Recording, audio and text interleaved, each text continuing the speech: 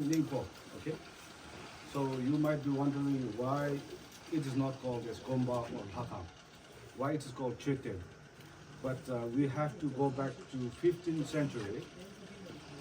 You know about the divine madman, Lama Tupa Kildes, right? Divine. Divine madman.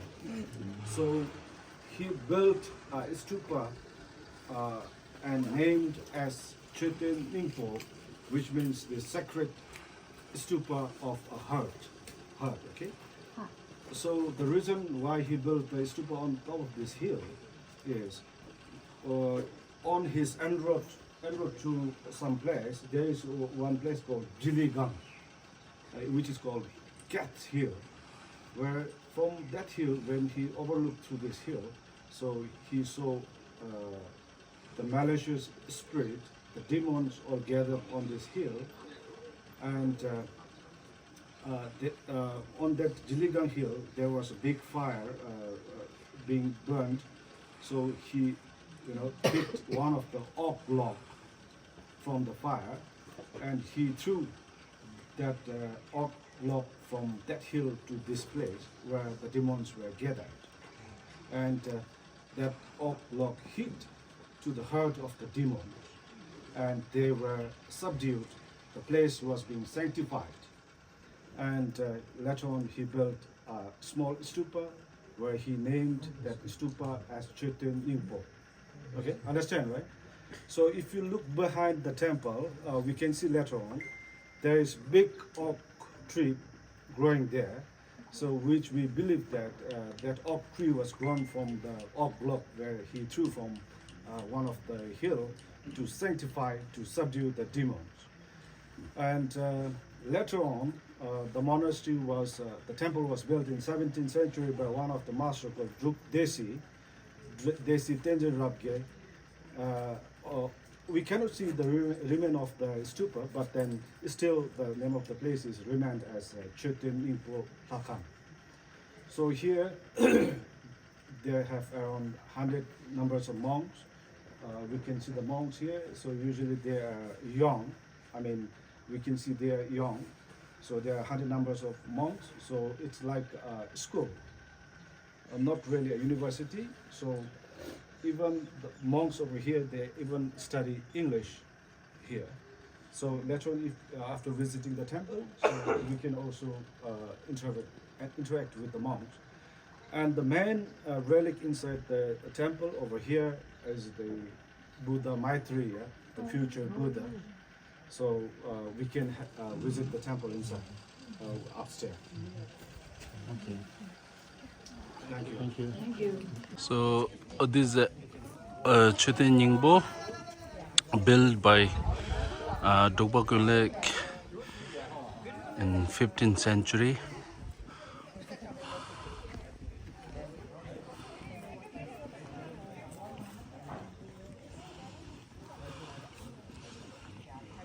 You can see panoramic view.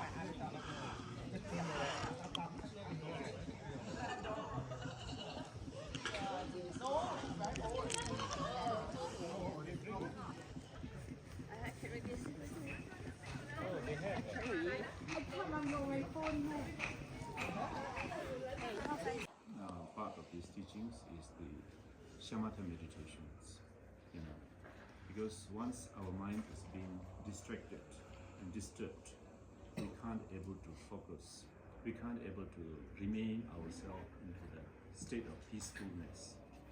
So if we don't remain ourselves into the peaceful, first, we do not feel happy, we are very disturbed. Secondly, we can't able to see the truth, because it is always disturbed by many of those thoughts, concepts, because concept is concerned, it's all linked with the defilement, desire, ignorance, jealousy, desire, ignorance, and hatred, jealousy, pride. So all these kind of five poisons are involved as long as we have the concept. So we remain into the peacefulness means free from all the conceptual thoughts. Then that is the true peacefulness. And that peacefulness, then you can able to see the nature of your mind, nature of the phenomena. So that part is the next one. It's called Vipassana meditation. And this Vipassana meditation also integrate with the Mahamudra meditation.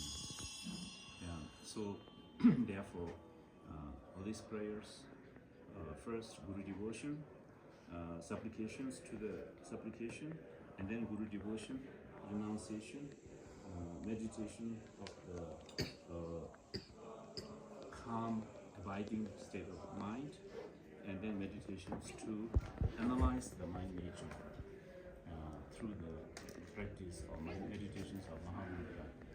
And then the last one is to dedications, dedicate that all of us, our accumulations of merits, our accumulations of wisdom, all we dedicate for the enlightenment or to attainment of the Vajradhara for the sake of all sentient beings.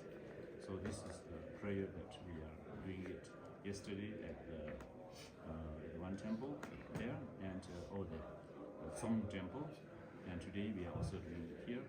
And next few days we will also do these similar prayers. I think some of you have the Four Foundation text. So under the Four Foundation, there's a Guru Yoga, and inside the Guru Yoga, then this prayer is there. So maybe you can copy to each other. Yeah. So main important purpose for pilgrimage is also to see all those great masters, what they have done, what they have meditated, practiced. This is like a kind of examples that we received, and from there we inspired to do more, great Dharma-related activities and practice. And secondly, we also, because each of those places where the great masters has been meditate or been do some activities, that has lots of blessings remains.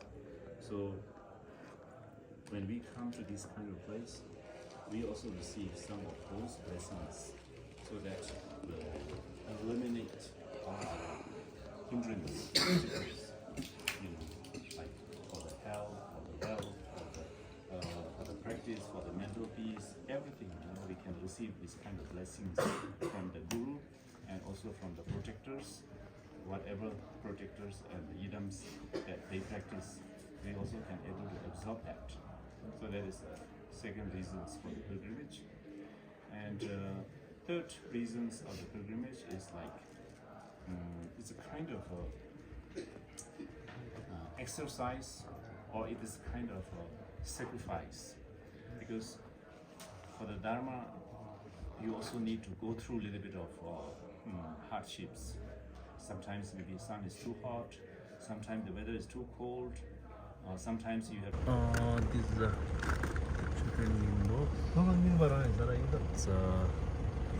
It's a temple, Buddhist temple, located here from Chudani Punanta